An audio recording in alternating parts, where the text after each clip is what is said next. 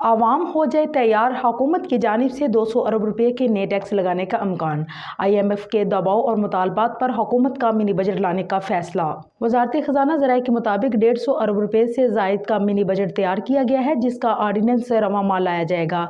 1 फरवरी 2023 से mini budget पर अमल दरामद शुरू हो जाएगा। ज़राए वजारत खजाना का कहना है कि मिनी बजट के जरिए दरामदगी लग्जरी आइटम पर 3% तक फ्लड लेवी आयद की जाएगी, जिस पर दरामदी अशिया पर कस्टम ड्यूटी 0 है, वहाँ 1% फ्लड लेवी आयद की जाएगी। ज़राए वजारत का मजीद कहना है कि मुकामी सतह पर भी फ्लड लेवी आयद किए जाने का इम्कान है।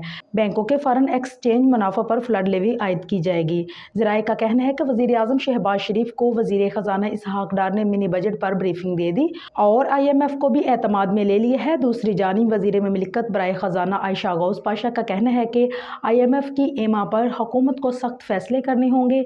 इस्लामाबाद में मीडिया से गुफ्तगू करते हुए आयशा गौस पाशा का कहना था कि मुल्की मईशत की बहाली के लिए IMF प्रोग्राम नागुज़ेर है। कहा कि हुकूमत IMF प्रोग्राम की जल्द बहाली चाहती है, जिसके बहुत से तहफ़्फ़ुज़ात दूर कर दिए गए हैं।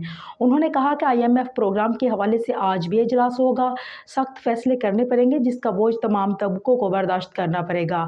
उन्होंने कहा कि हुकूमत की कोशिश है कि आम आदमी पर कम और साहब सरवत लोग पर ज़्यादा बोझ डाला जाए। आयशा गौस पाशा का कहना है कि हुकूमत ने आर्डीनेंस में अभी तक ये फैसला नहीं किया कि कितना टैक्स लगाया जाएगा।